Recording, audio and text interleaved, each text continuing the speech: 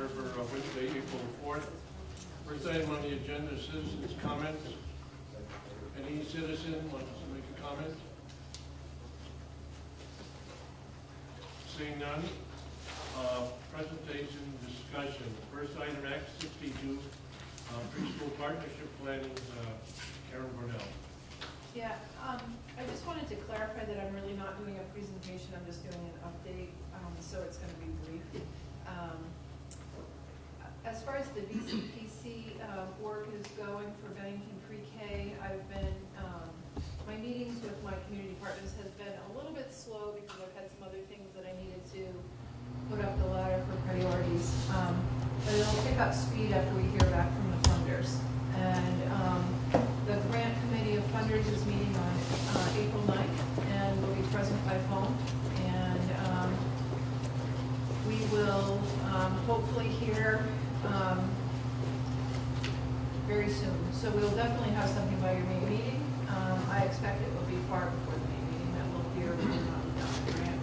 All the information that we've received, feedback was received. I had to make a couple of changes in the grant, just wording changes, and we've gotten all very positive feedback from what we proposed. So we're very optimistic about that. The Vermont DOE EEI grant, which I talked to you about, it's a $30,000 grant. That's due April 26th, and I'm still hoping to put in that proposal. I just need to get working on that in the next couple of weeks. So that's a very quick update on VCPC. I don't know if you have questions at all. I can. Yeah, sure. That DOEIE, is that a grant you talked about? EEI, it's called Early Ed Initiative Grant. Is that the one that you talked about last month? Yeah, that we were going to try to submit to.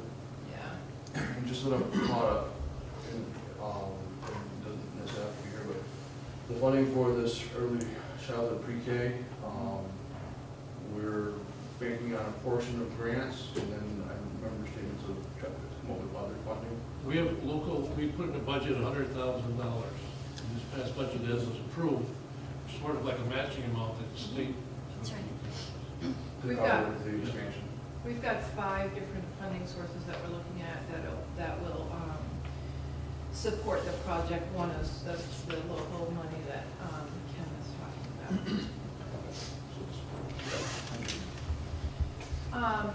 And then is, oh, I'm sorry. Also, are we still planning on starting in September? We are. That is our hope and our goal. As far as the community needs assessment work is concerned, we've wrapped that up and we are at the final stages of putting together the final report, the formal report for the Department of Education. It needs to be posted for public comment for 30 days. So I was looking for permission from the board to post the report on the SVSU website, to notify the early childhood community through the local listserv that we have, and notify the community through a public service announcement in the paper, just letting them know that it is there if they'd like to make public comment. And we would, I would email or mail you each a copy of the report as well. It's, the report is just a summary of all the work that we've done. You've heard all of the information through the presentation. It's documented in our minutes that Richard has done and in the PowerPoint that we did. So it's no new information. The decision is, I think, the biggest piece of the whole report, and that is just to remind you that we are going to utilize existing community early care and education partners to the greatest capacity available.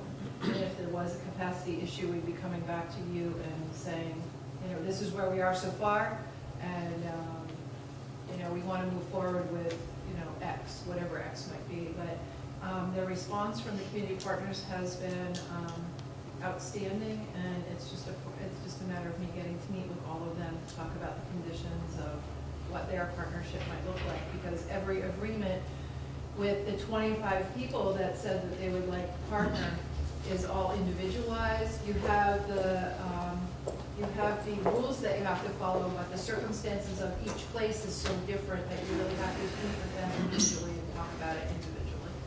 And that's what the process is. And all of them know that conversations are tentative right now because we can't really move forward in any formal agreements until we know we have the funds to be able to do the project, so. Karen, is there a backup plan, or what is the backup plan in the event that we don't get the additional funding, but we have local funding? Have you people discussed that at all? Well, we have, and I think that we would be coming back to you with a proposal. And I know that originally the motion was that we would serve all 4-year-olds. And our budget and all of the work we've done to put all of these funding sources together has been for all. But if we don't get the money that we need, I think we could come back here and make a different decision.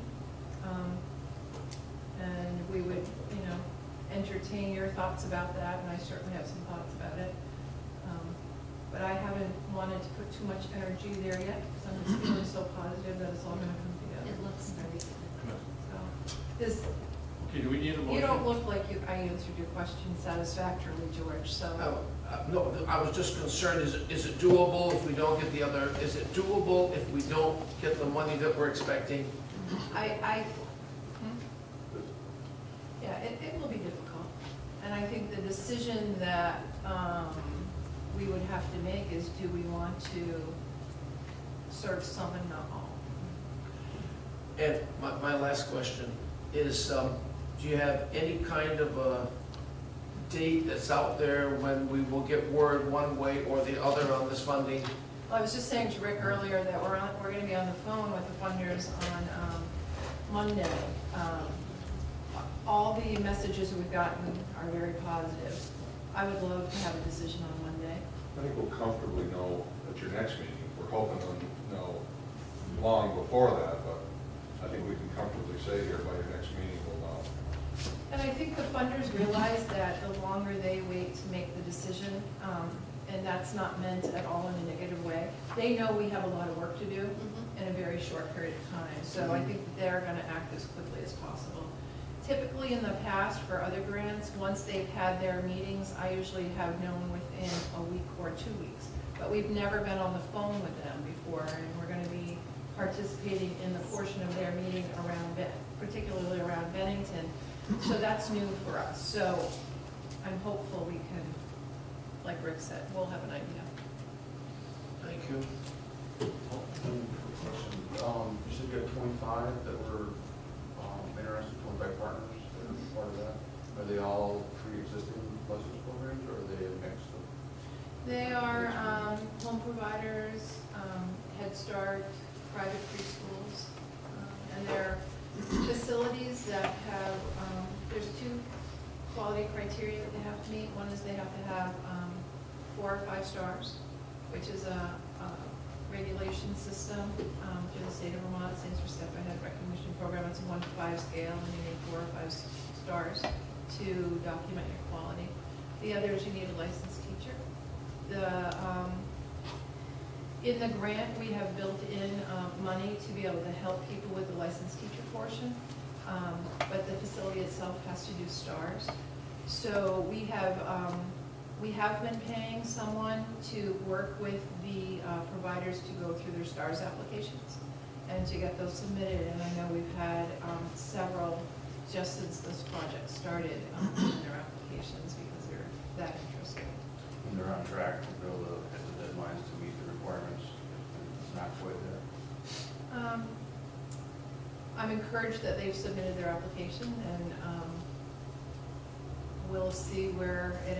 Again, it's so individualized. It's not a black or white answer. Some places will immediately get their stars, and other places chose to put in for less stars first because the application is pretty comprehensive, and they felt comfortable documenting what they needed for 2 stars, and they'll get their 2 stars knowing that they're going to continue to do the documentation in other areas for it to get more stars, and you can approach it from a couple of different ways. But the fact that we have a mentor that people are reaching out to use is helpful for them and helpful for us. Do we need a motion, you said, from the board to have you put that stuff on the internet and post it? Yeah, it would be helpful to have your approval. Make a motion, Jack. Second. George, second. She posts the community needs assessment on the SDSU website. Any other discussion? All in favor? We can thank you, Karen, to keep us informed, and all the hard work you've been doing. Okay, treasurer's report. And the budget status report. We were just online. Anybody have any questions? Okay. Okay, under old business, student enrollments to date. This is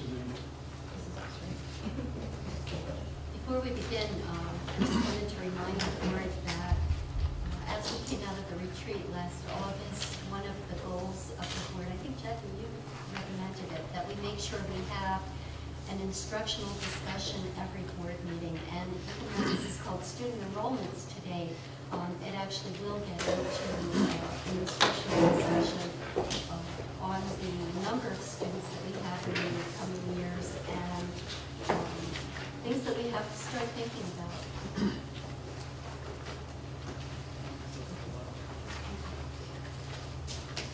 I believe, Donna, you're going to begin? Actually, Jim is. Can you see me? Okay. Oh, sorry. Jim and Donna will be presenting. As you're aware, BSD has established a 15 to 17 student number in K through 3. We appreciate your support in that and your willingness to act in a manner that would make that a reality. It's important to us, and I think it's important to the students. Within that decision, however, because of the capacities of our buildings, there are other things that are occurring that we need to bring forth and have a conversation over. Part of it is based on line-item circumstances of being a single section of grade of there's only for one grade, one section of each class overall. This year we were able to squeeze out a spot for two kindergartens, but they're maxed out, the other buildings are maxed out also. So the people who are most involved, being Donna Crawley, me, Catherine, Rick, Karen Burnell, Kathy Martin, Kathy Buckley, we got together and we said, okay, how do we look at this issue more as a long-term problem solving as opposed to a year-to-year problem that needs to be fixed. So part of it's based in a decision about 5 years ago to maximize classroom space.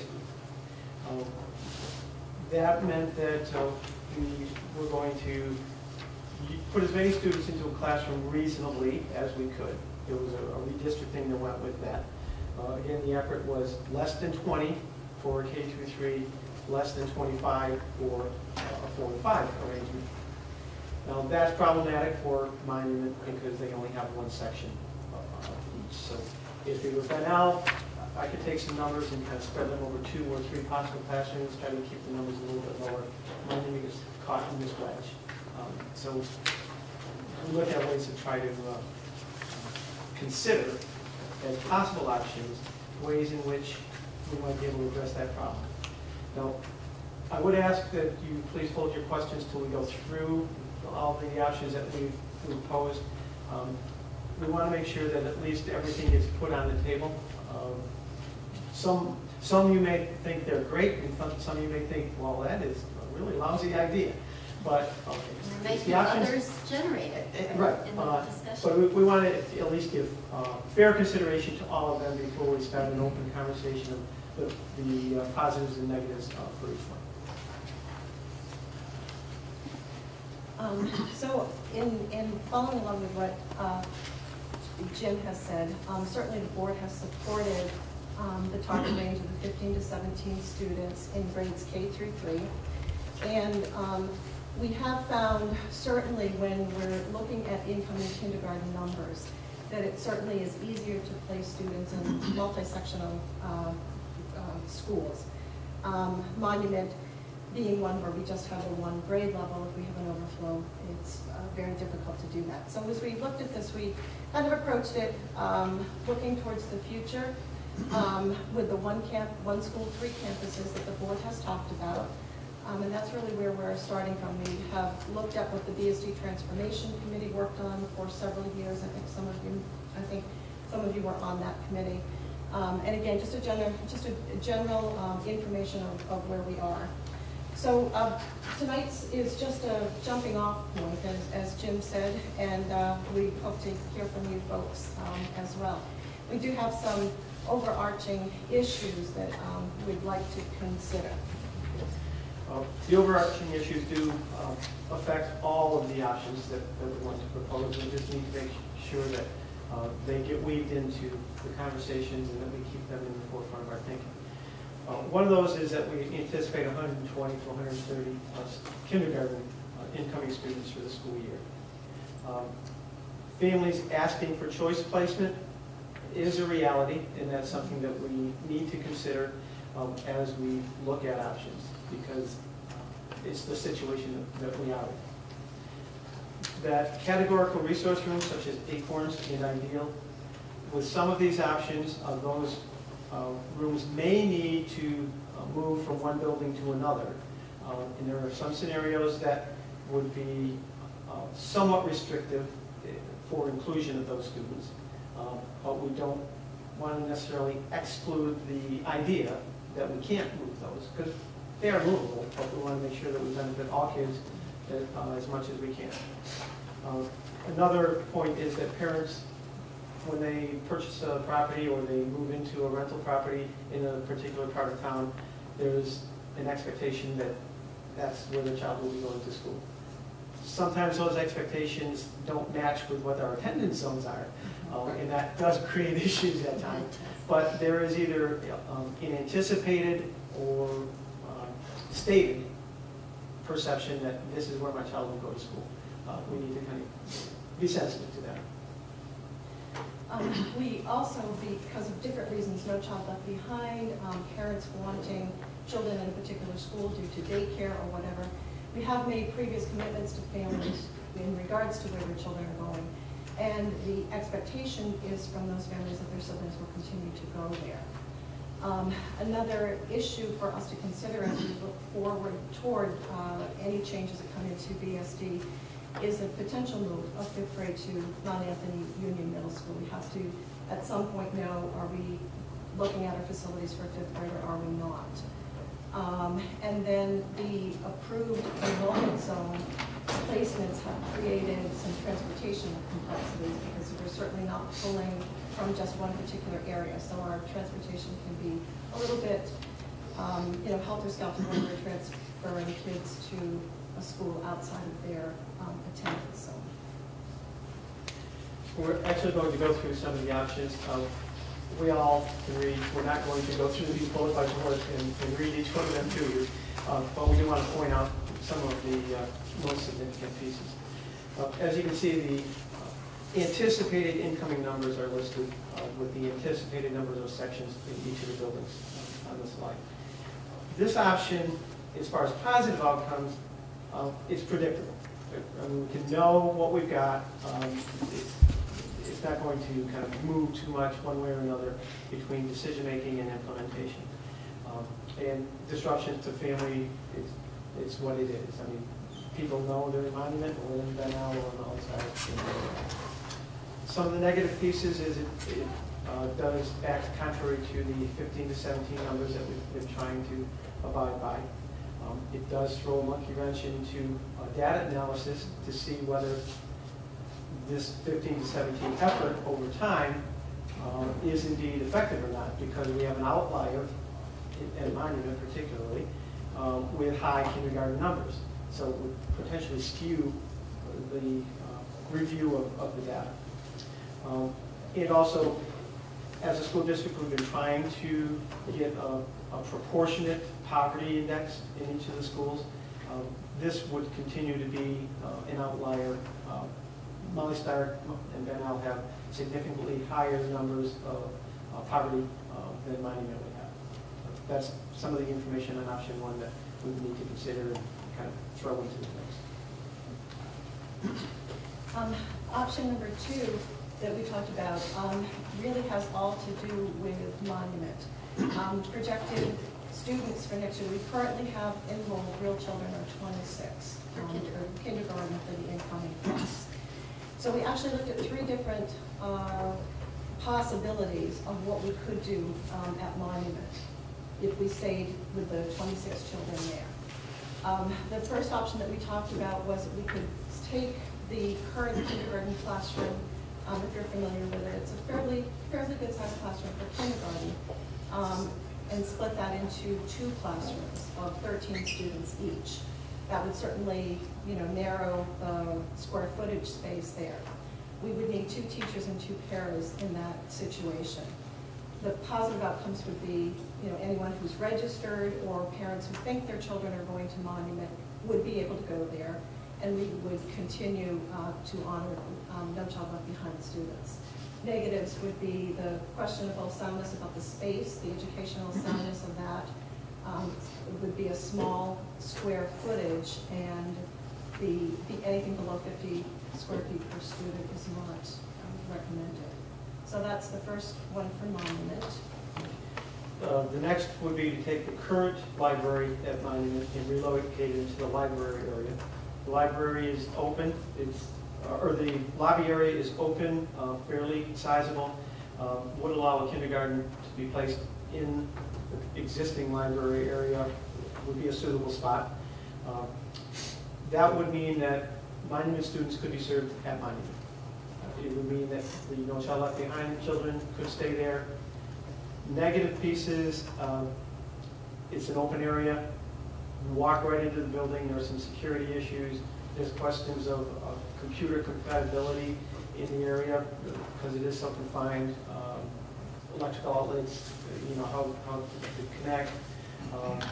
Not the best learning environment when you have people coming in and coming out of the building. The kids will be kind of looking up, who's that, what's going on, why are these people here, those types of things.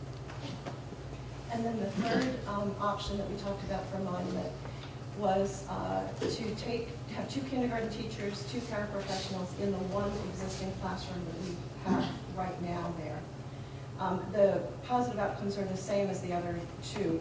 The kindergarten students who are registered at Monument would stay there. No Child Left Behind students would remain.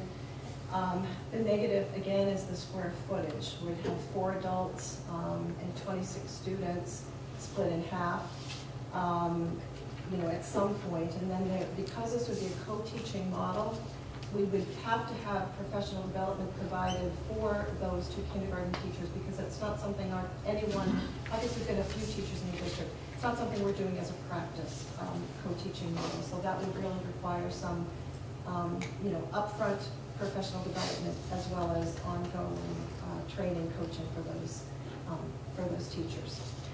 If I could just interject too. Yep. Having 26 children who are just entering their school career in one classroom is a pretty tough learning environment for children. It's so active, and there's so much noise, good noise sometimes, a lot of exciting learning noise, but it's a lot for children to have to deal with that kind of learning environment and attend to the new learning that they're going to be having in school. So I would look at that as being one of the negative outcomes of trying to do that. And when we talk about those 3 different options at Monument, really does have a long-term effect, because down the road, we're going to need an additional first-grade classroom, and then that's going to carry it up. We're sort of experiencing that this year with the currently 2 kindergartens last year, and we're experiencing that for the following year as well. Another option would be to redistrict the entire DSD district so that it's more clear where those boundaries are.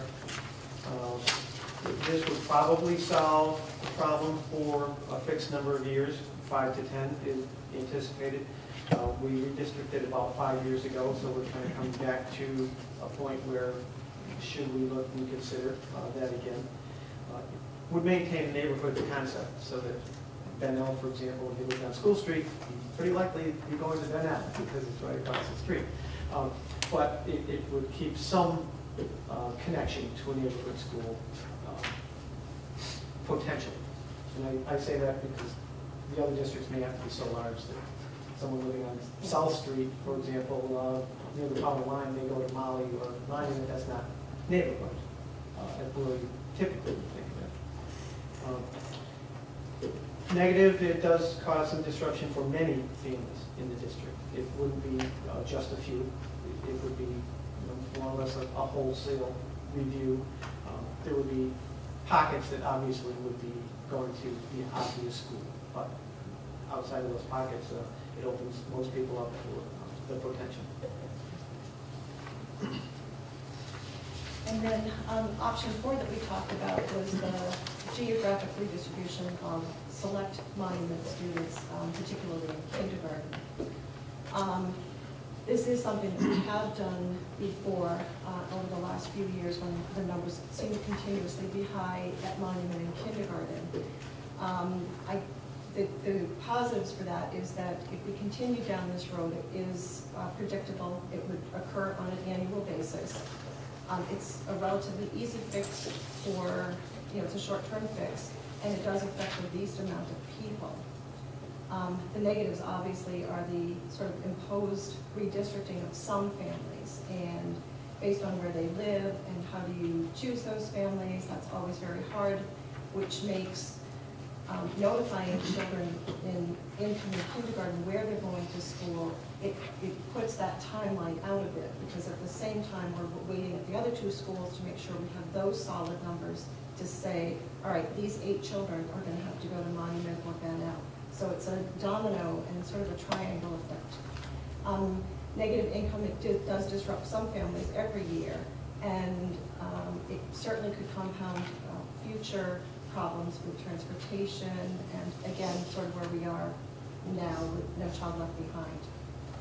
And just to remind people that we did do, Catherine did some geographic redistribution of students this year when we were adding students to the second kindergarten at Monument. That's right. And so we spent a lot of time looking at which families would be reassigned because of the distribution rates.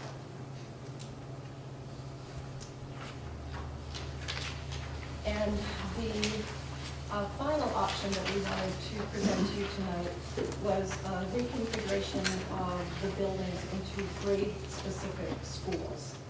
And the option that we thought was best, providing physical location of the schools and certainly the layout of Molly Stark being one level and larger than Monument, that Molly would become a pre-K through 2nd grade, and I would become 3rd through 5th grade, and Monument also would become a 3rd through 5th grade. And we have quite a few positive outcomes. I don't want to read through all of those, but I want to highlight a couple that are is certainly important to me. I feel like it's a good thing to talk about. We worked out the number of students who would be in what school numbers and how many grade levels, and we could reduce the number of classroom teachers by 2. And that would allow us to locally fund reading or math specialists, and that would be a non-reliance on the federal funding. It certainly would be a better balance of socioeconomic status for our children. This one that I'm highlighting is really, really pertinent to Molly. It would reduce transitions of transient students within BSD. Jim and I share a lot of students that might start at the Molly district, they might move to Ben Al, and the expectation is, due to a number of reasons, that they will then attend Ben Al. We share students back and forth. This also happens with Pownell, but it would reduce for the K through 2 population. They wouldn't be leaving. No matter where they lived in Bennington, they would come to the same school. We could increase the concentration of resources at different levels, and it would be concentrated professional development for teachers, and certainly the collaboration, having same age teachers and children in the same building, does lead to a real concentration in that specific area. Some of the negative pieces would be that this configuration would need more transitions for students, because they would transition going into 3rd grade, they would transition going into 5th and 6th. transition going to the middle school, transition going to the high school. So that would be a piece that we want to make sure that we consider. Parents could have children in more than one school. If the children weren't at certain times, they could have, you know, somebody in Molly, somebody at Ben El, somebody at the middle school, somebody at the high school. It creates a concern that way. There would be some transportation issues potentially with this. If children were located at a certain place, parents did not have a car themselves, trying to pick children up and things like that.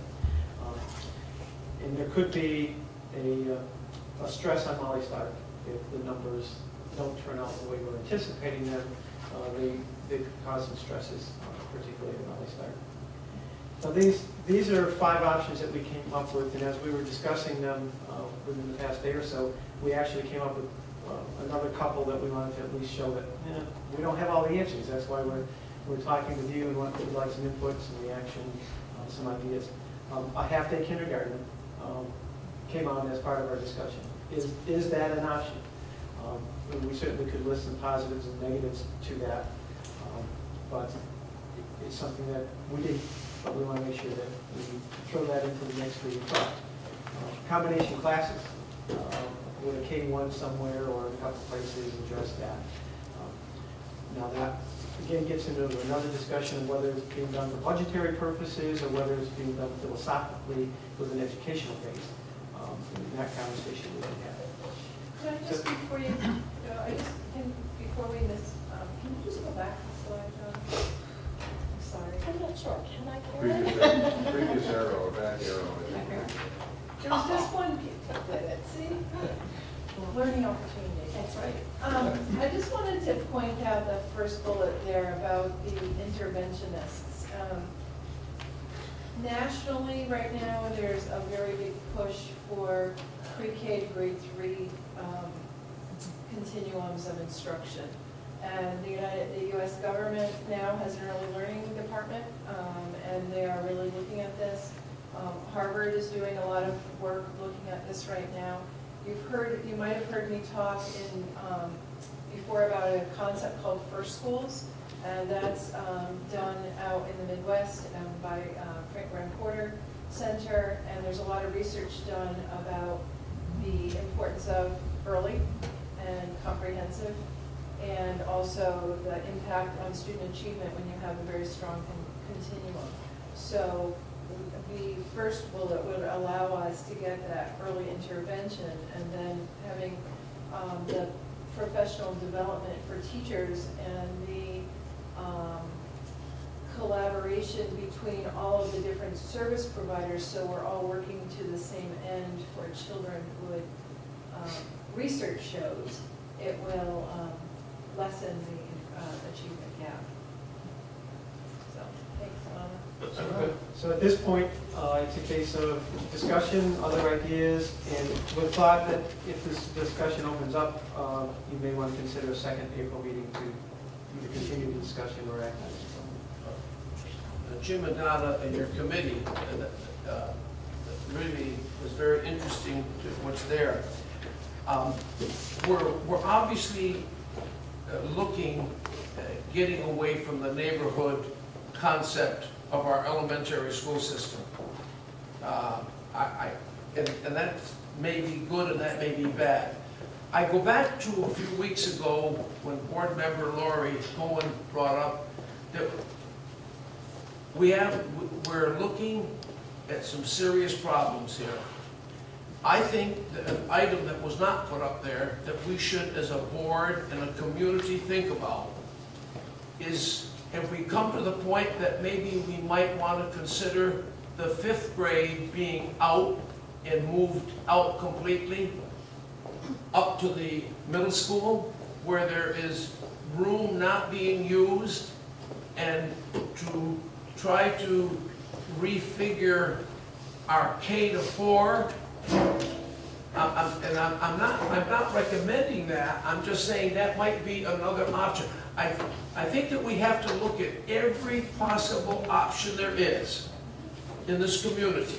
And if we've got a building sitting up there underused, then should we not, as a board, be considering, if not renting some facility, or meeting with the Mount Anthony Board to see if that might not be a possibility to keep everything going. I think that we have to think of all the options that are available, and I think that should be one of the options that we should put out there to look at.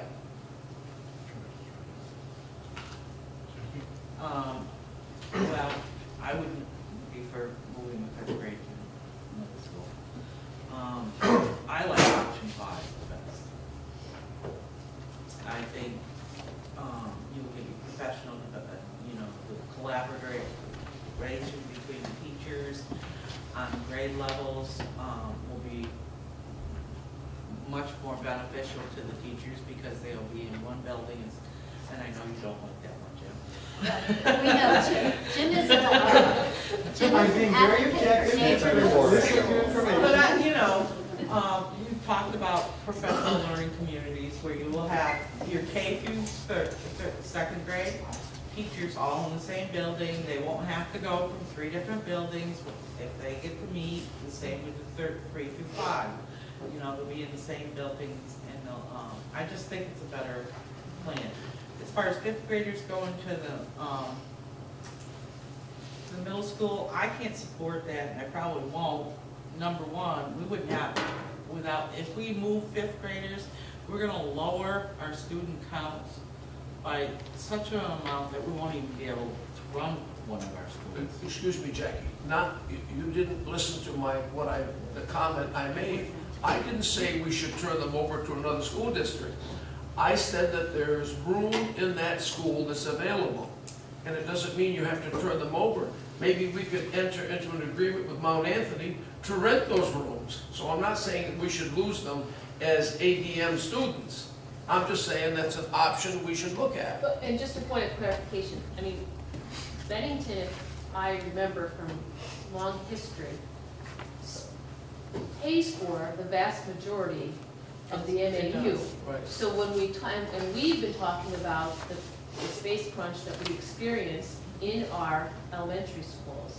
So I don't, to the extent that there was support, and I'm not sure I'm there yet, but I mean, there are certainly programmatically, there are schools that are 5-8, intermediate schools. I mean, intermediate schools that are 5-8, and I don't think that, to the extent that we opened up space that we have identified as being needed, and I don't think the cost differential, I mean, if we had to build those classrooms again, it would be more expensive than taking our 5th graders, and potentially, if programmatically it's right.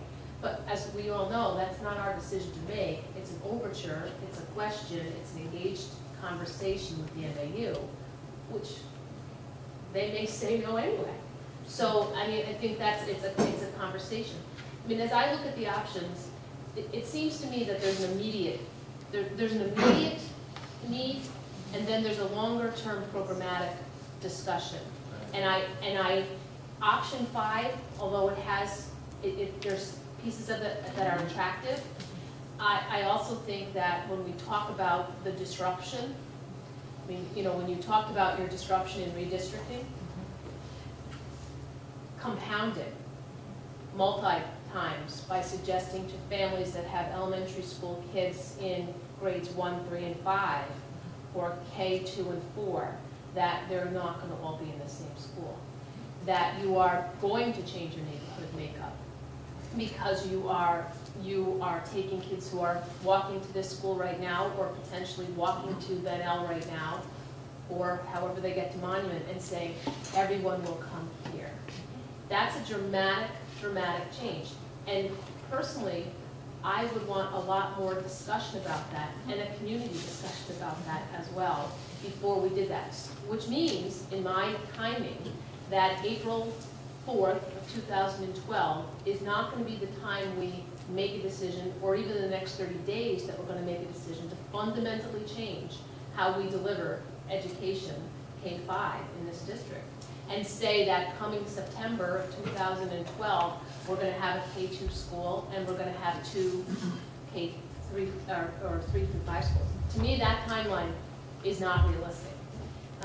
So that doesn't mean that it's not a healthy conversation to have, but I think that what we need to focus on is what is the immediate solution or solutions that can address what is an enrollment bubble at Monument for a second year, and how do you address that?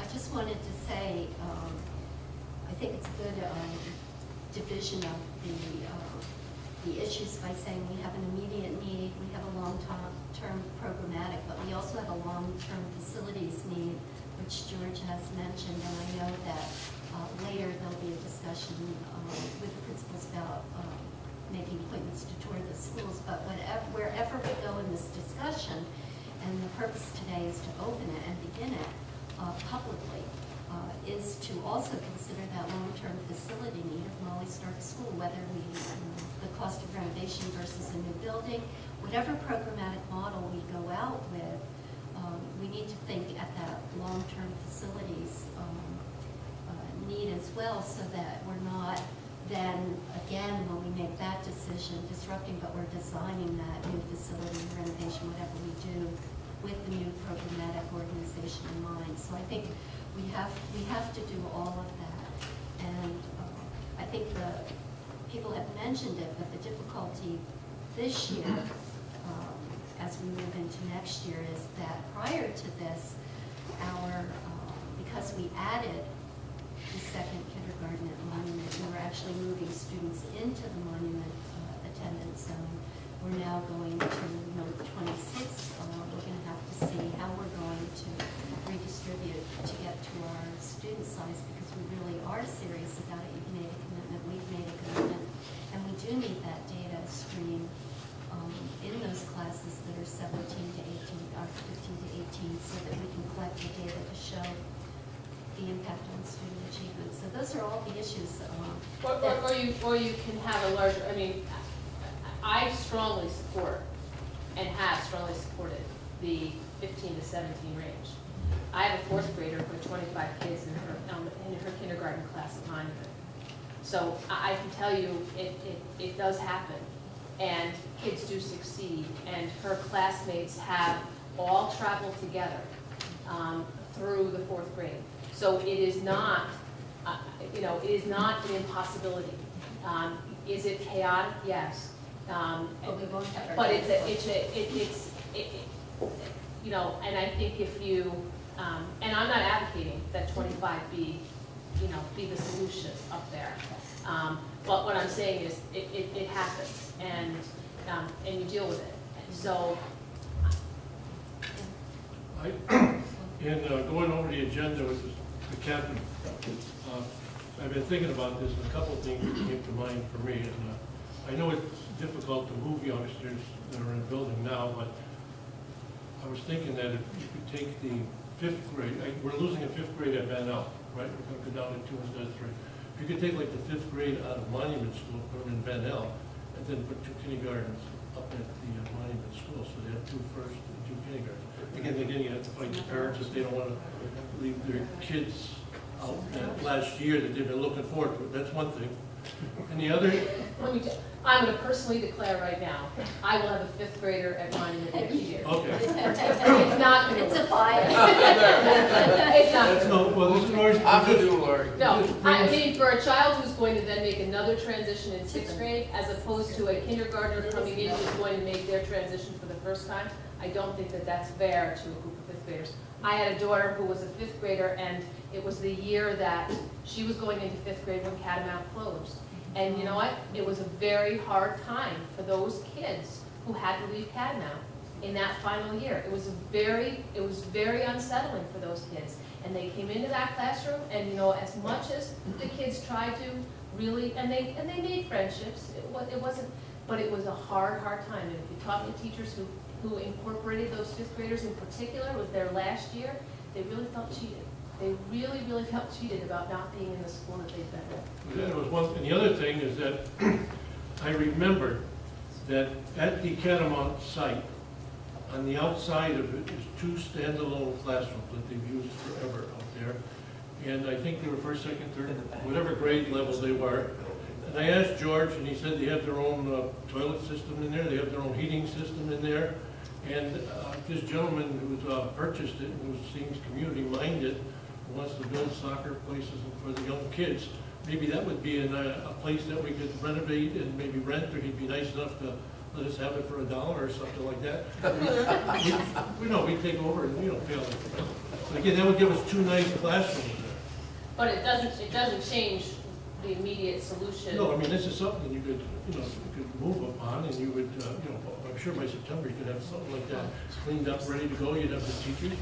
Because if you moved, I noticed here under option 1, Molly Stark has 4 sections of 57 youngsters. If you went with three sections of 17 each, is 51. That's 6 students with the monument. 32, you can make 16. And take that 1 teacher and add the kids there and make 2 sections. So, if you had the space, you could move people around and service all kids with smaller classrooms too. And the other thing I don't understand is on option 4, it says over 5 years, monument, you have an enrollment of just about 100 kids. So that's really, we're looking here at 5 years having just 100 youngsters at monument school.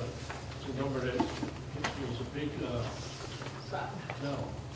And I think this idea, and I think this is why North Bennington does things well, is that if we could get a lot of those 5th graders together, we could get some specialty teachers. Now, one could serve all the math kids in the 5th grade, one could do all the reading, one could do all the science, more like a high school setup, where instead of the kids sitting in front of one teacher, getting all their academics from one person, you could have the teachers go to the kids. But I think that strongly supports talking to the MAU about our 5th graders being in a modified program like the 6th graders that come from BSD up there with the 2 team teachers that are teaching science and math and social studies and English. I mean, that not for us to try to replicate that at the elementary level, but that programming is consistent with what happens when they make their transition to the intermediate school. And so if we're going to talk about that, I think then let's focus our attention on a K-4 school district and work on a conversation. But to try to replicate, whether it's language opportunities or it's art opportunities or it's having exposure to more than 1 teacher that you have to account to and get used to that transition, because ultimately when you get to 7th grade, it's 4 teachers in most of the teams up there. To me, it sounds like a natural conversation to have with the middle school. And then, if we empty our 5th graders, our 5th grade classrooms, I think you still have programmatic issues at Monument because you're never going to be too deep. There's not 8 classrooms there. They're not, even if you were K-4, you'd need 10 classrooms to be too deep. You're never going to have 10 classrooms in that building without making some capital improvement there. So, it seems to me, but you could do other programming that's there, and you could, you'd cycle through. So every 3rd year, you put an extra kindergarten in there, and you'd use your you'd use your classrooms there if you needed to. But to me, does it make sense? I grew up in a district that about 6 years ago decided it was going to, or 10 years ago decided it was going to make an early ed center. And they have 5 elementary schools in the district, and every kindergartner was bused to Slingerlands. It's a suburban district outside of New York. Everybody's bused to Slingerlands. About 4 years ago, they decided the experiment didn't work, and they put their kindergartens all back in their elementary schools. And I'm not sure, programmatically, that a K-2 school is sound educationally. I'm just not sure it is. And I want a lot more discussion about it, that it makes sense.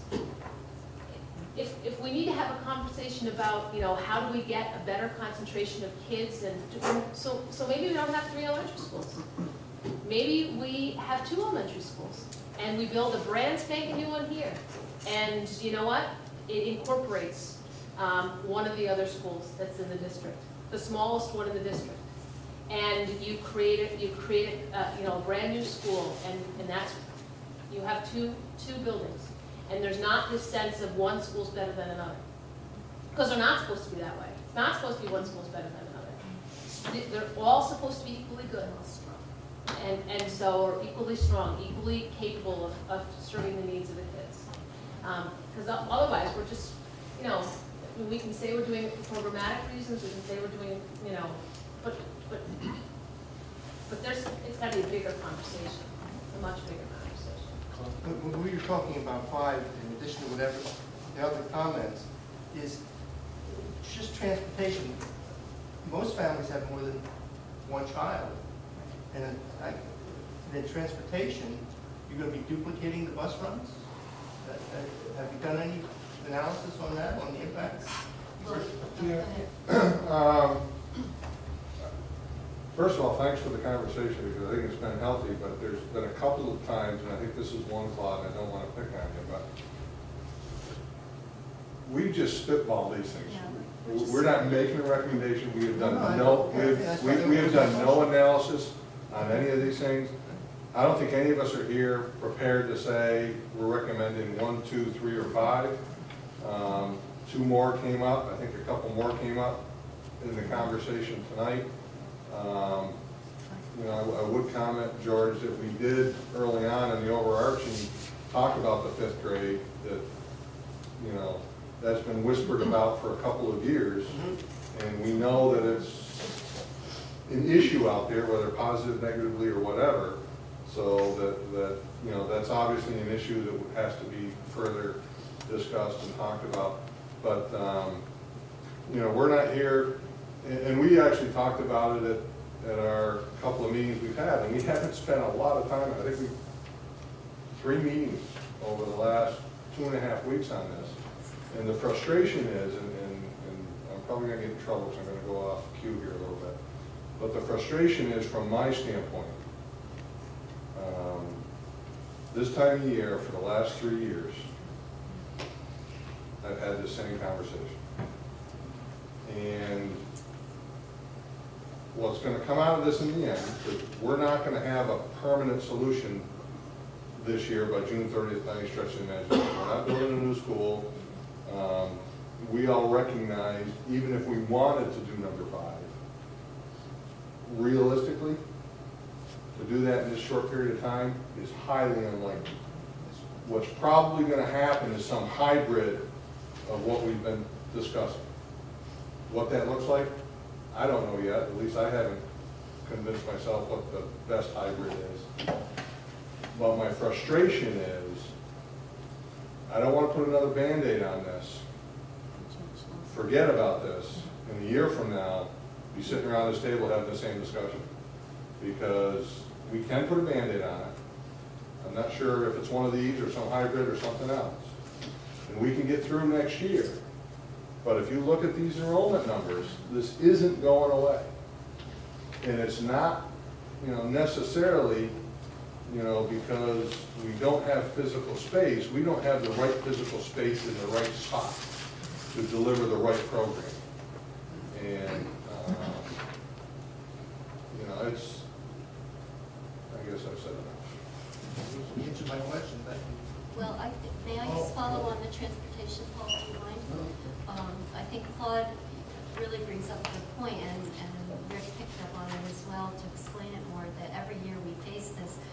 We have a transportation complexity that is mind-boggling. We are releasing students early from schools in order to get the transportation to get them to the right location, whether it's the monument under No Child Left Behind, or it's monument is full and we're moving not kindergarten, but older grade students to get to another school that has a lower class size. We have the disparate sizes at Monument that we know the parents and the teachers are concerned about, where the class sizes are much larger at Monument than they are at other buildings. But the transportation complexity, the web of that underneath what we're currently doing and continue to do is we really almost have no attendance zones because of these changes that Rick has. I mean, we do, I don't want to alarm people, we do have attendance zones, but we've modified them over the last 3 years to such a point that we do have a complexity of transportation that gets more and more complex every year, that we continue the Band-Aid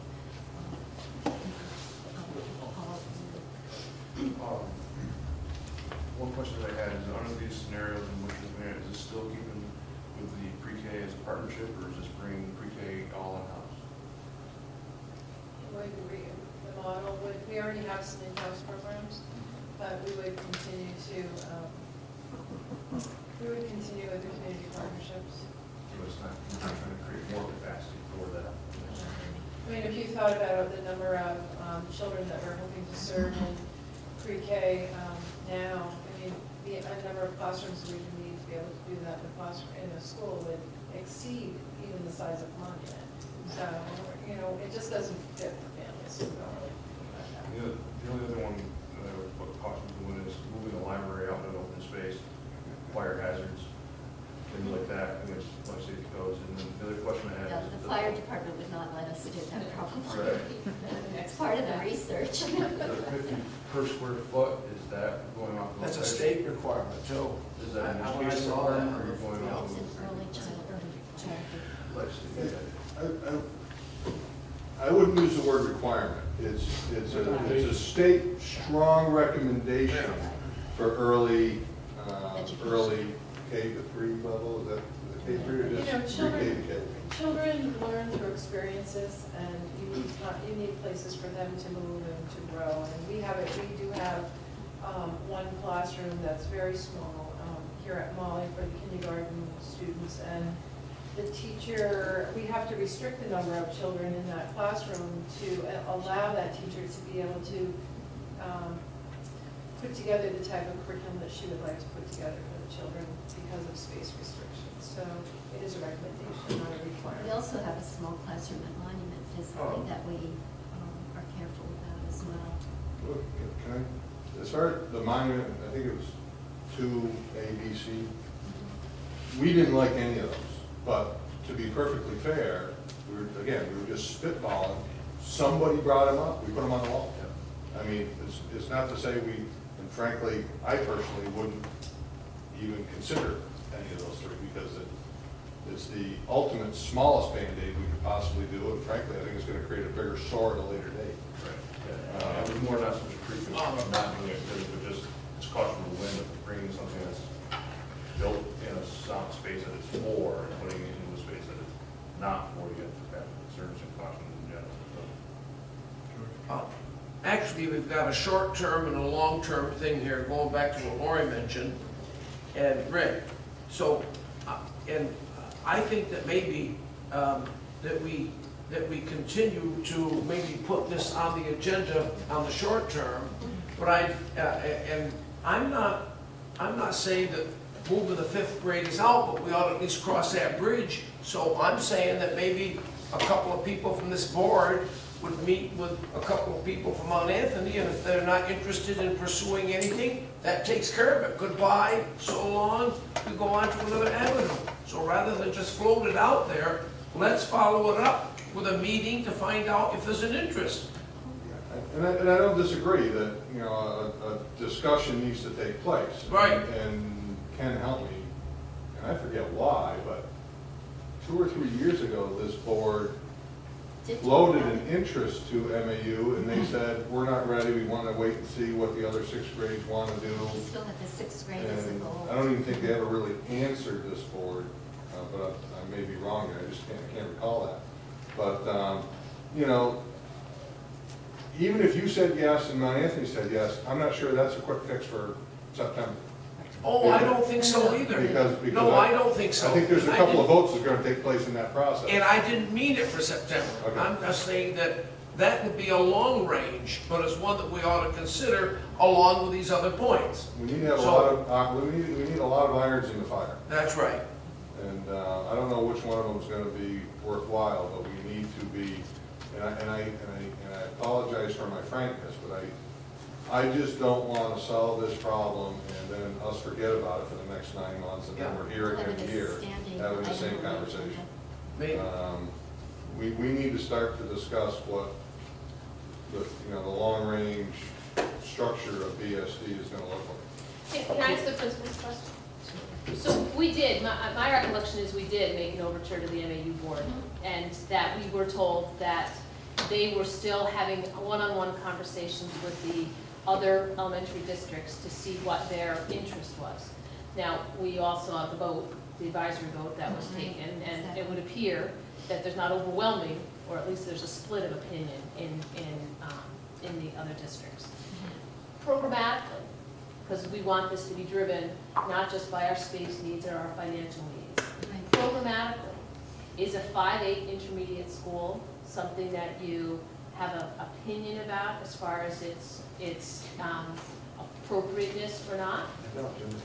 Please, Jim. I respect your opinion. Well, I have opinions on everything. As Some do I I. share and some I don't share. I have reservations. I wouldn't say that I am for or against it specifically, but I would be cautious and reserved in going through the process of making a decision.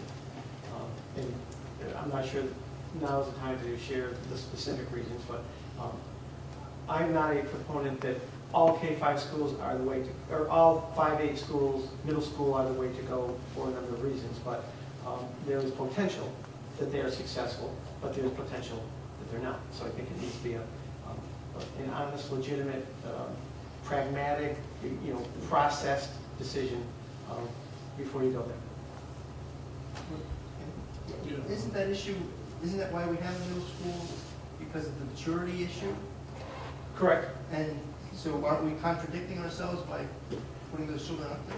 Well, there is lots of research that supports students being the age level of 5th graders through 8th graders having more in common than the 4th or the 9th. So there's lots there that says this is a good idea. And if the program can be put together appropriately, if the right personnel are there, if the philosophies integrate the school, and there's a host of questions. And this isn't to say that Mount Anthony is a good or bad school. That's not this discussion. But our prime responsibility are the BSD students. And you want to be sure that whatever you do for BSD students is the best thing. I think I actually don't have as strong an opinion as Jim has. For me, just personally, my deeper interest is in the pre-K through 3, which is really where that continuum of instruction is just extremely important, and research is backing that. What I will say from experience, I did not feel that the 6th grade belonged in middle school when they were at Catamount. And we anticipated that the 5th graders would sort of take their place with their, sort of attitude or whatever. And we really have found that they have not sort of risen to that same level. Usually the oldest kids in the school are they're the coolest, they are the top notch. But they do it in a, they still have that feeling, but they do it in a more softer way than we saw the 6th graders. So I, 5th grade with 8th grade, I don't know. I'm only guessing, but I have more reservations. About 5th grade, even with to me, the non-educator, a 5-6 program that is partner, that is in that, because the 6th graders are not fully integrated into the. Correct. And so to have that 5th, 6th grade partnership and a group of, here's the first group of transition and here's the second group of maturity. It's almost like the 6th graders and 5th graders have grades to bond with. And Exactly. Also from the educational opportunities that come from being with 5th and 6th graders and the achievement. We have high achieving students who would very much benefit from Right. being in that in that middle school setting. Those are my takeaways from not having the 6th grade. They are our students. They are only BSD students that are in the 6th grade right now. And marrying them up with the BSD 5th graders, to me, there was some logic, but I think it has to have more conversation.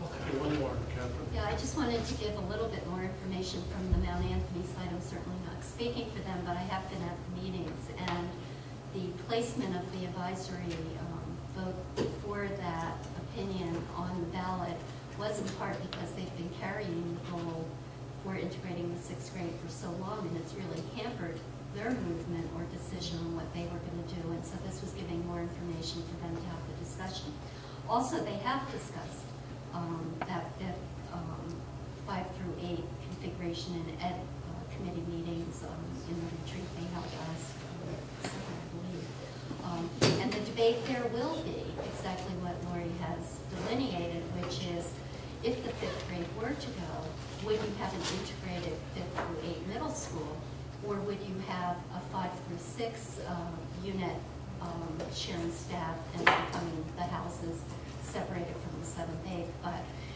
whichever configuration would end up there, we certainly would have expanded opportunities for students who need acceleration, more opportunities for staffing that might bring world languages into the 6th and 7th. So there's a lot of possibilities, but that we shouldn't think that it would be a 5-8 or a 5-6, 7-8 separately, two separate, because that will be the debate, that will be the discussion. Okay. I would suggest that for our next meeting, that we hear from our principals as to what the immediate need is for the next school year. And that we deal with that as a short term versus the long term. If I could just jump in, I'm glad to hear you say that. Your next meeting's too late.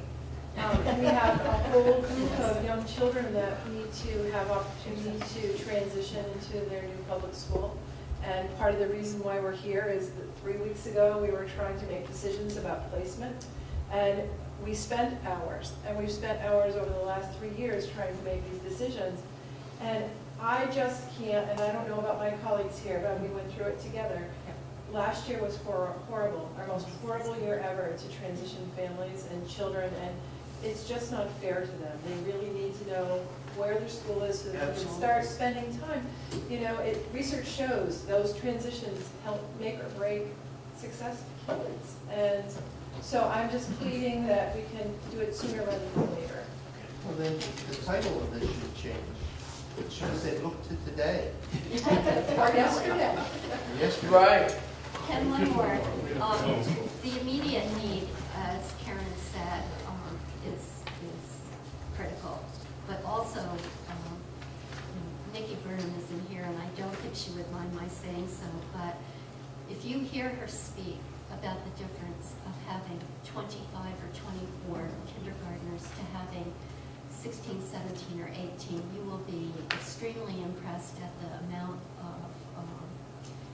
the growth of these individual students this year and having a lower number. It has made a world of difference. And I think we would not recommend 26 in kindergarten. We have made that commitment, you've made the commitment, and we have to find a way to answer that for the immediate need because we can't lose that database. We also cannot do that to the children when we know that it is better. So you're asking us for an answer tonight? No, No. we're just saying you may want to schedule an additional meeting in April to talk Okay. specifically about today, Claude, as you said, and where we're going for So next let's year. schedule it. And this gets teachers and community members to know as well that it's on the agenda.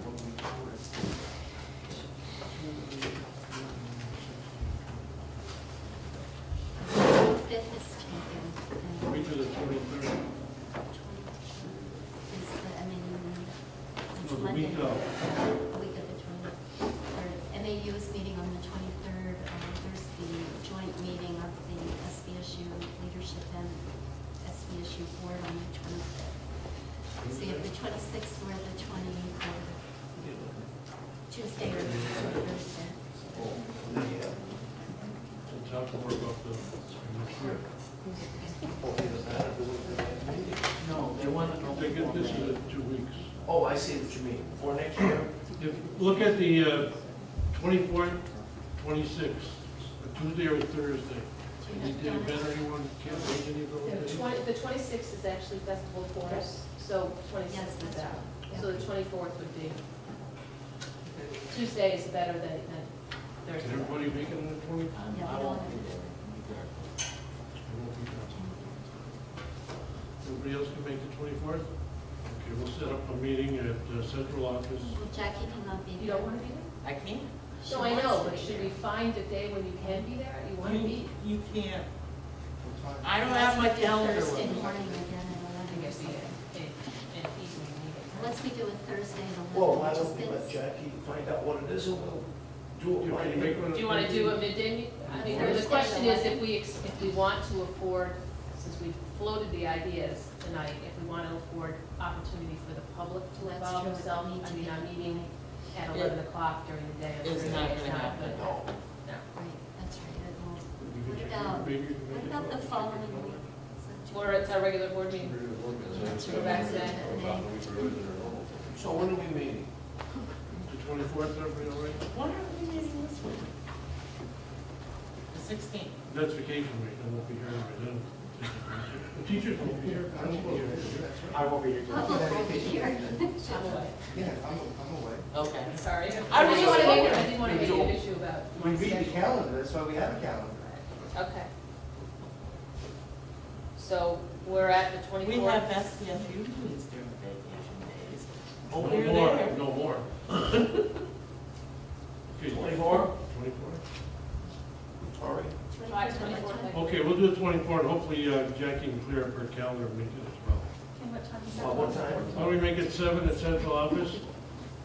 What's the expectation for that meeting? Are we- No, it can't be a central office, No. you want public. Yeah, I think it's one of the schools. Are we to come with Bennell. a recommendation, or Yes. what are we to Bennell. do? I think we need you And voted now, options, and Jim? I think we need an immediate Take recommendation. the ones you just find this guy, throw them out and come up with something more concrete. Did you say Bennell? Benel, Jim? That's fine. Okay. Bennell? The expectation for that meeting would be to come back with, again, some possibilities for the immediate need with some look to the future for personnel. Not that we can solve it, but we don't want to get too far out in our I think it's- immediate. I think we better take, I think we should just take the short term for that meeting on the 24th. Let's get by that. Okay. Because we got our building committee that's gonna be meeting also. That's right, and that building facilities committee will take up the capacity issue, and that's a good point, George. I think the elementary, Tuesday the 24th. Seven. Okay, continuing under old business, we got a legal opinion here that no substitutes taken for the education board. There are 3 different opinions. Okay. That's it. New business, George, you had brought up the facilities committee, you thought it was important to establish one. Jared, go ahead.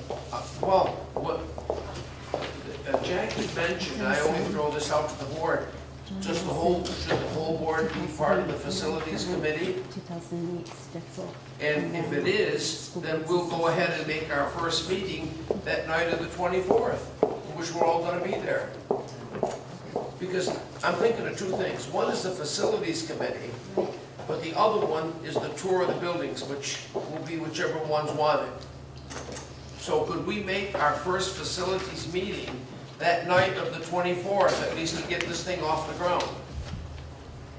Well, we have in the past, when I first came on the board, we did not have committees of the whole. Are you Okay. suggesting a committee of the whole? No, I suggest a committee. of when the I whole, came because in, we Jackie all mentioned it to me. have to make a, decision together on what we're gonna do with our buildings in the long It would run. have to come to the And floor. instead of doing redundancy, having to explain over and over and over again to those that aren't on the committee of what's going on, it makes sense that if you're going to do tours or stuff like that the whole board do it. I thought you wanted to do it during the So, let me say it, whatever way the board wants to do it is fine by me, just, Can we, my recollection was when we had constituted the facilities committee in the past, it had 2 charges. And this was a while back, but, Bob and Jean were primarily the committee, and they came up, having worked with the administrators, they came up with what are the short-term immediate facility things that have been ignored that can't be ignored anymore, and whether it was equipment in the kitchen, or it was windows, or it was doors, it was roofs, it was, the maintenance. And then they did the tour, and they went, I think, from Connecticut to New Hampshire to Massachusetts. I mean, they traveled around and saw schools, and visited certain, they visited certain campuses that, and looked at, you know, the design of new schools. And we had, I'm not on the board that long, and I mean, this was within the last 5 years. So if we're gonna reconstitute the facilities committee, which I support, should it be given a specific charge to immediately identify, you know, what are the immediate needs, and then what are the so-called long-term needs? I mean, if the committee has to vote, does everyone want to vote right now, should we replace Molly Stark School? I think we could all raise our hand and say, yes, we should. That's not, we don't need a committee meeting to decide that. So the committee meeting is, how much is it gonna cost? Would we float a bond? Does anyone believe it's the right time to float a bond for $25 million? If that's what's needed. I mean, we don't need a committee meeting to decide we need to replace this school. So I just want to understand what the charge is, because I don't need to come to another meeting if it doesn't have a specific objective. On the other hand, the tours might do well while the students are in school during the 11 o'clock slot on Thursdays for just tours, separate from the committee. That was just my 2 cents. Right. Well, I mean, we should all take advantage of coming back into the schools and seeing the flow of kids and the overflow of kids, and how the cafeteria is not accommodating everyone, or kids can't get to the cafeteria because their classrooms can't be let out and they're eating at their desks. I mean, I think most of the board members know some of that. If they don't, we should all refamiliarize ourselves with that. That doesn't change the question about whether we're ready to say we want to engage architects, we want to engage, you know, finance folks to come up with what does it cost to replace this school? And what would we do while we're constructing a new school if it's on this same site? I mean, the board can have that conversation anytime it wants to put it on the agenda. We don't need to create a new committee to do that. But I would want to see the old committee stuff.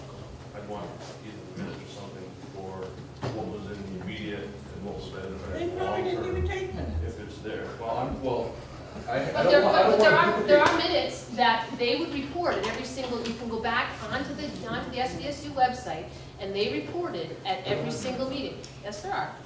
There are minutes on the SVSU, yes, under VSD. We have, VSD over a number of years have engaged various consultants to provide wide range of information. And we can pull all that out for review again. But any pricing that was done at that point is completely irrelevant. Right. You know. But, I mean, I think whether it's a whole board or a committee of 2 or 3, I would recommend somebody take the time to review that data, just to get a flavor for what is up. I mean, I know that I'll have to know something. I mean, I know that the school needs to be replaced. I know that kids eat their lunchroom, but I know that I want to have a best interest in knowing what the immediate problems are that Jerry deals on a daily basis, what the long-term problems are with the teachers getting students running. If all that work is done, I think we should. Hopefully it is there. When I say that the minutes there, I've gone on the websites, I can't get to any minutes. I've been told to try to access other minutes. It could have been problems with my other email that I can check away, but, Well, I'm on, so I'll see if I can find it. but anyway, that means, so if it's there, whatever I have to do to help find that, I think that's important that it's here, because I haven't wasn't paying seen as much any of this attention, stuff either. 5 years ago as I do today.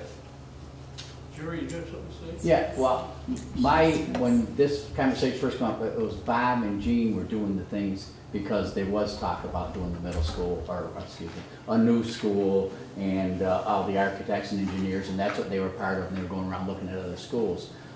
What my suggestion was gonna be, when everybody was talking about looking at facilities, is when you have your board meetings at the schools, is you come, depending on the size of the school, an hour and a half early, and you can tour the school, inside, outside, and see what some of the needs are, the rotten boards, the this, the that. And it's better to do it as a board, because if you get 2 or 3 people that come back, it's hard to show somebody or articulate what you've seen to another person. If the whole board comes and do it, you're here for a meeting, just come. You know, if you're just gonna have a 7 o'clock meeting, have it at 6 or 5:30 so you can do a tour of the building. You don't have to do it at every meeting, but, you know, once, twice a year. But I'm not a contractor, and I can't prioritize what should happen first. What's an immediate safety issue that we should be addressing? The board did not, I mean, we had, you guys put together a wish list. The last time this facilities committee was together, it wasn't a wish list, it wasn't frivolous. I mean, wish list is the wrong word, but it was immediate needs. And it would seem to me that one of the first things, and Jerry, I think you participated in that, one of the first things that would get done and be brought to this committee is, you know, what are the immediate needs? The immediate needs. That list is gone. I mean, Did we you know, accomplish it? we accomplished, some of it was growing out of that, we built a new space that helped to address some of the programmatic needs and the art and music needs, but it wasn't just art. We refurbished all libraries. We refurbished our libraries, we did new windows, we made some improvements with dollars that were either in a sinking fund or dollars that came from the sale of the Catamount School, but that list needs to be updated. I mean, there are obviously things, but I'm not gonna know about walking around the school. Out of that came the reserve fund that we established and voters approved. You know, There's, right. a lot of little stuff has, you know. Maybe, this is April, we just approved the budget. I would think those things you're looking for should have been in that budget. And you tell me they're not? The Yes.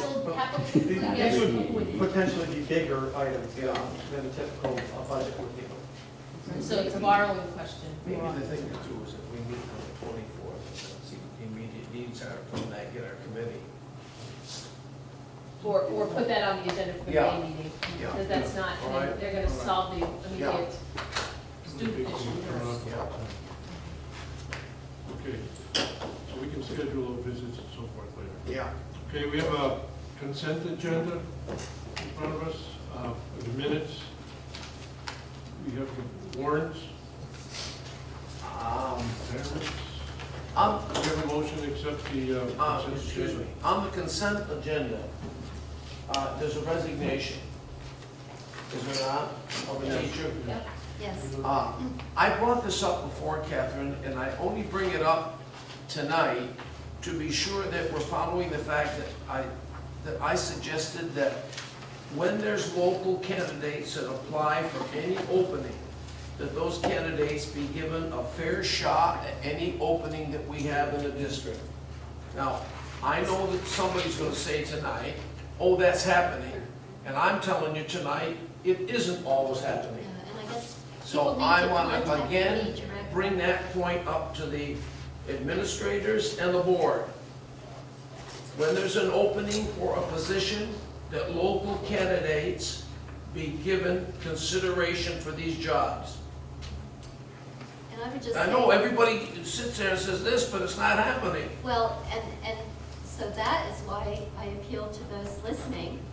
If you are a person who is a local person that feels they have not been considered, I would like to know your name, so you can contact me and let me know who you are, because. Okay. I want to make that point. Yeah, I just think that, you know, if people feel they're not, and I know I have talked previously with individuals who felt they weren't, so I have actually met with people who have applied who did not feel that they were getting consideration, so it is something I can follow up on. Okay. But as far as I know, we do a good screening. There's just one question I have, and it seems ridiculous, but how come like on field trips, on these resignations and so forth, we black out the cursive name of the person, but we have the printed name underneath? I mean, what are we trying So you to don't, afford? it's signature forgery. So everybody's is covering up the signatures these days, so that you So cannot, you can't get so you can't. But all those people going on the field trip sign their names all on the side. We don't, And we It's don't like- black out we, those. we don't want to produce people's signatures on our web. So we're blocking all that. Okay. Now we know. I make a motion we approve the consent agenda. Second. Any questions? Yeah, Yes. there were a couple of minor corrections that need to be made to the minutes, and I'll just pick them up. Okay, thank you. They're editorial. Yeah. Edits. All in favor? Unanimous. Okay, an update on, We were talking about MAU reps, talking to the MAU reps about moving to fifth grade. Are we going to do that? Because I have it under a test. well, not right now, because we're gonna focus more on what's coming Okay. up. We can do that once we solve this problem. Like Rick said, keep it on the burner, once this is solved, we'll move on. Okay, we need an update of the 153 meeting of Monday evening. Okay, so the Act 153 committee met on Monday, and we received updates from the various participants in the committee about things that are going on in their areas. We heard from North Bennington, the process that they're going through in implementing the positive vote that they received from their community. We heard from Arlington and kind of got background on some of the study work that's going on up there and the supervisory district up there. The bottom line of the discussion was really to kind of request that all of the districts participating kind of fish or cut bait here and decide whether they wanted to continue to be part of the study, if they did, in what capacity. In the end, going round the room, Sandgate indicated that they saw no benefit. They had more, they'd give up more than what they gained because they are a K-12 operating, but non-operating district, and so they have full choice right now, and participation in a red would, Elementary and and elementary and secondary, so they wouldn't benefit. Next around the table was North Bennington, Pownell. Pownell indicated that they, without making any commitment about what the final outcome would be, indicated that they would want to proceed with the study and the cost analysis that would, we haven't gotten to any of the financial evaluation, and that would be part of the next phase. So they indicated that they were still interested. It came up in the course of the meeting that Pownell has is evaluating and potentially confronting its own space limitations. And whether, because of some new spaces, ancillary spaces, not necessarily classroom space, but support space and classroom space for a new program that they're initiating. And so, although their vote was closer in terms of a split of opinion within the community about moving their sixth graders, the sense was that they wanted to continue the conversation and reserve, certainly reserve to a final evaluation what they might or might not do. North Bennington indicated that they would not participate, but would not participate as a formal member, but would continue to observe what was going on. I indicated that we would stay in the mix. Arlington indicated they want to stay in the mix. So we're talking about quarter red. I mean, that's what we've kind of labeled it, which would be a Pownell, Bennington, Arlington red. Some of the conversation was around the benefit of having choice, potentially having choice at the 6th through 12th grade level, because you have another high school, another intermediate school in the mix, that there might be benefits to having the choice of a smaller high school over a larger high school. Other opportunities, they would obviously gain opportunities as well. So we essentially committed to going to the next level of this conversation. I have, going around the table. The next person around the table was Woodford. They'll be hanging out as a advisory member. Shasbury is as an advisory member. So the real players are Pownell, Bennington, and Arlington. Correct. So that was, and there was some conversation about what expenditures have been incurred to date, what would it cost to continue the study, the next phase. I did recognize in past comments that I've made here that, you know, if there's a smaller number of participants, it's potentially a larger contribution, depending upon where the budget is to date. And the consultants were going to be meeting with Rick and Catherine to map out what's been spent or incurred to date and what is left and what, if anything, more would be needed to conclude the next phase of this. And so we were going to get more information and we set our next meeting date for those who attended. I mean, summary, correct? So those observers have no interest, they're just gonna go and watch. Well, you know, I mean, they, Well, in Bennington, they're gonna go their own way anyway, so that's. North, yeah, I mean, they obviously have to get through their process, and it's a very tight timeline for them. I mean, they're hoping for a decision by the end of the school year, because then they have to put staff in place, the head of school in place, they have to create their, I guess they're probably creating their boards right now, but their new board, the Interact. They have to get a lease in place, because it's got, the school has to be leased back or leased over to the independent school.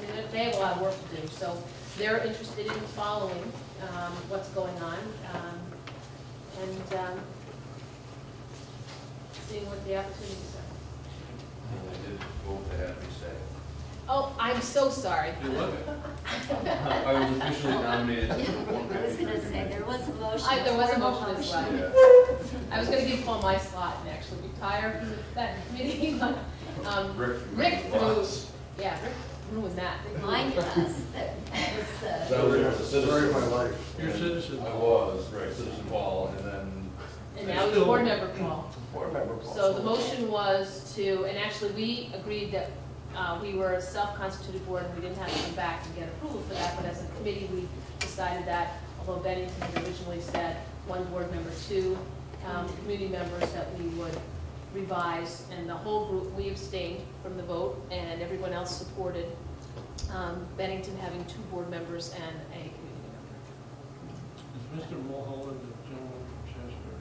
I mean, Powell, do you represent Powell? No, Cindy's there. Cindy? Yeah. Okay, food service, we'll hold that one because Marie's not here this evening. Superintendent's report? sure. I have the joint SBSU leadership team and SBSU board meeting on the agenda for April 25th. As a reminder to let you know that this is the goal setting meeting for the SBSU board with that leadership team. Also, I wanted to let you know that the community visits under the Rural Development Council that had come 2 weeks ago to hold forums, I think there were 9 choices of forums, are returning on April 12th, next Thursday, a week from tomorrow, are returning for a follow-up at 6:30 at the firehouse.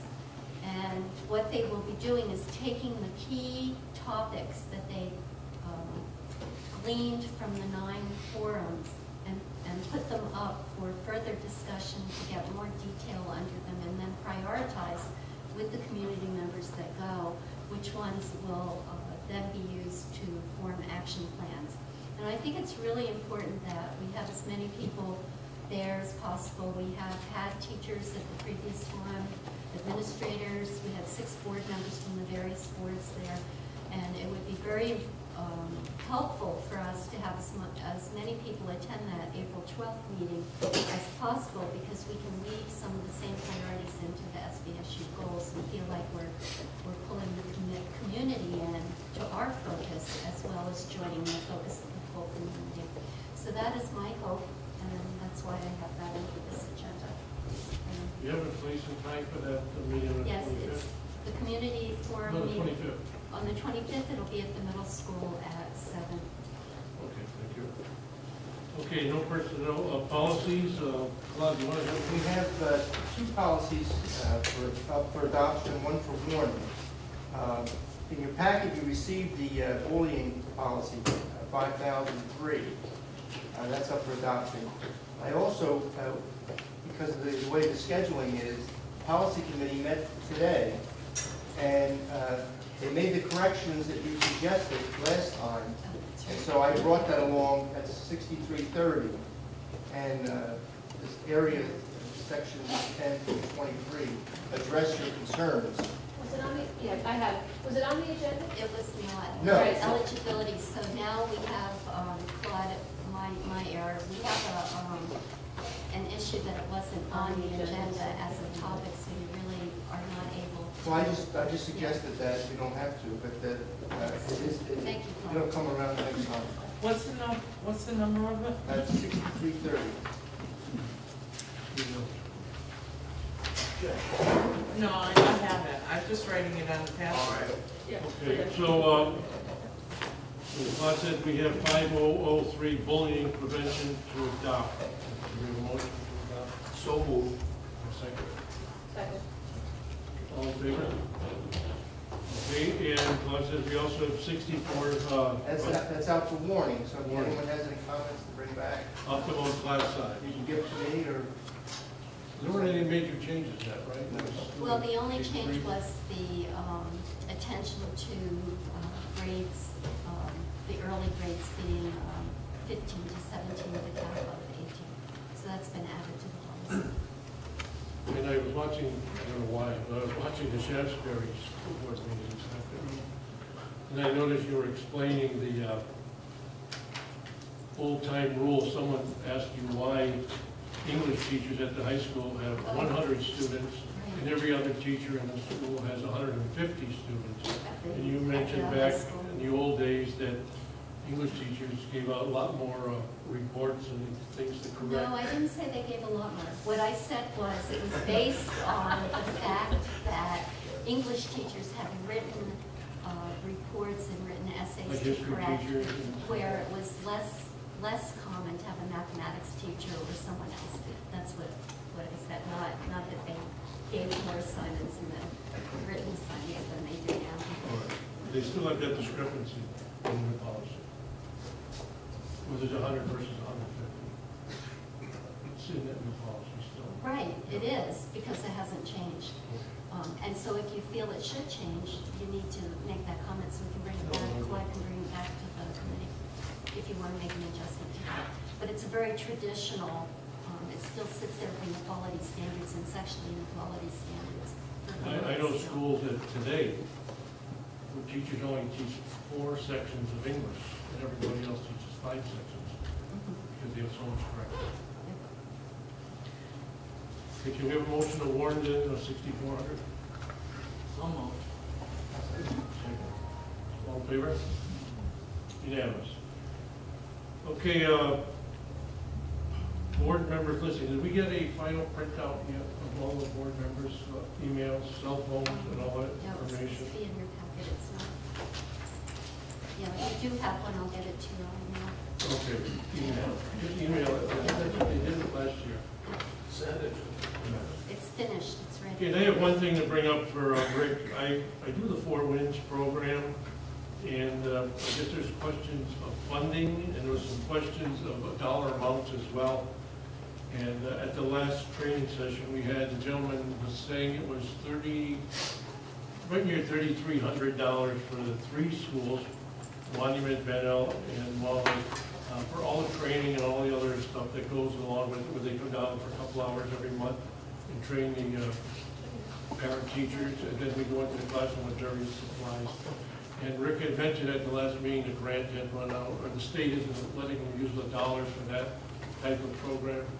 And I'm just asking Rick if he and Catherine can get together and try to find the $3,000 somewhere. Because I have the training this Monday, and I'm sure the gentleman will bring it up, and maybe by May or June we can find a place to find that money. Must have saved something on oil. What's that? We must have saved something on oil. I know we have other expenditures, but we must have saved something on oil. No, Yeah, we haven't spent anything else, all year long. But we can carry, it's a new fiscal. No, what I think is nice about this program, it does get parents. I know at Monument School, every class is covered, and some have 2 adults in those classrooms, and the kids look forward to it. I do one with Mrs. Bolton, and we get about half the classes at Bennington covered. I'm not sure about them all. So I think it's a worthwhile program for the school to get involved with. How much was it? About 3,000. Okay, and, We'll get together and talk about it. okay, thank you. And the task list review, Jackie? Oh, hold on, just a minute. I have an item. Okay. On policy number 7210, pertaining to the SVSU Executive Committee, I'd like to bring up to the board what I see as a potential problem. And that is that our chairman, who is a member of the executive board of the supervisory union, cannot always make that meeting. So if he asks the vice chairman or some other member of the board to go, this policy does not allow that to happen. So therefore, we would not be represented, and I think it's crucial and important that BSD be represented on that committee. So therefore, I want to suggest a change in that policy, and superintendent can inform me how that's going to happen.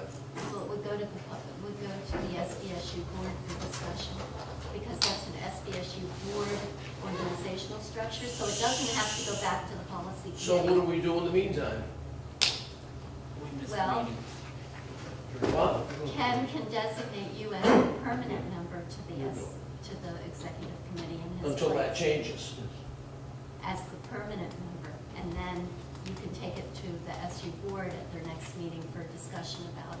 But in the interim, he would Okay. not be going, you would be going, and you would be his designate, because it's a board designate, board chair designate to the committee permanent, for the year. So he would designate you for the year to attend Would the you see if executive that gets on the agenda then? for the SU meeting on Wednesday. Yes. Thank you. The reason that George brought that is I find it so strange that the SVSU board wants to have the ability to have alternates on the board. In other words, But not on their executive. But on their executive committee, they They don't. don't want to have, well, I don't think I don't the think they want it, they SU board actually- wants to have alternates. I think there's some members of the SU board that would like alternates to be considered. I don't think the board as a whole has ever had that discussion. Yes, we have. We've had that discussion many times. Well, Over in the past, years, but no. not recently. Over the years, Yeah, which is why you have the opinions. even the first year I was on, after I came back to the board on the SDSU, we had that discussion. Because it's hard to get 3 members from each board there every month. For the quorum. That You're right, Jen. for a quorum, it's been brought up that, and Palmer was always for it.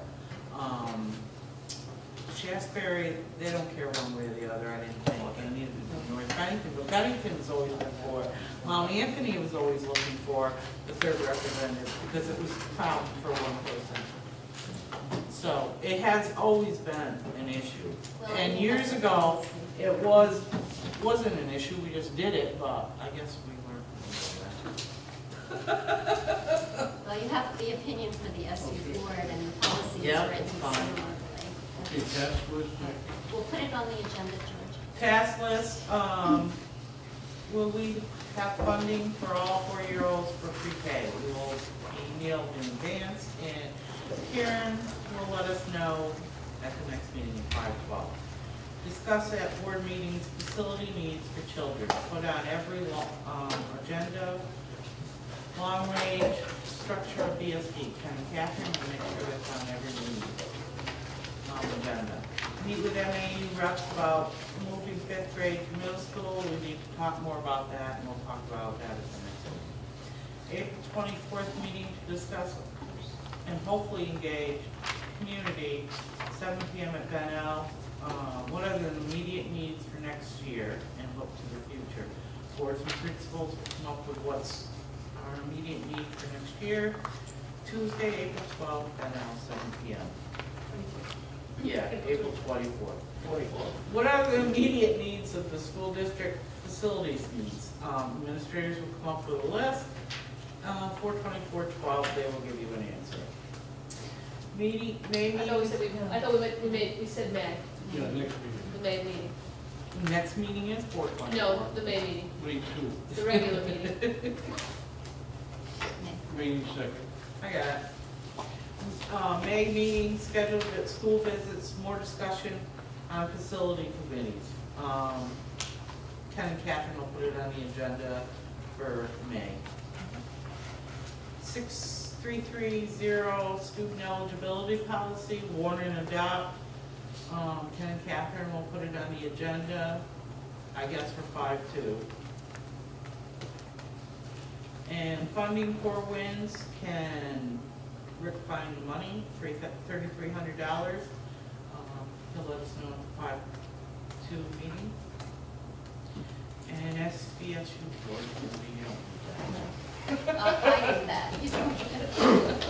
That's a reminder. Anybody have any others? Okay, do we have a motion to go into executive session for personnel? So moved. Second. Second. All in favor? Unanimous. Thank you. Huh? No, nothing. Oh, I'll show you. Where you were before.